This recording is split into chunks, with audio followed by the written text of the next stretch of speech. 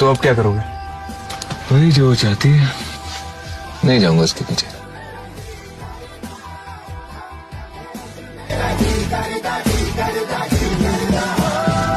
एक बारी दीदार को तेरे, एक बारी दीदार को तेरे, एक बारी दीदार को तेरे, लख बारी मैं कट जाने यानी अच्छू मेरा दीदार। जवाब नहीं आता, अब तू ही तू मुझे। तो अब क्या करोगे? वही जो वो चाहती है। नहीं जाऊंगा उसके पीछे।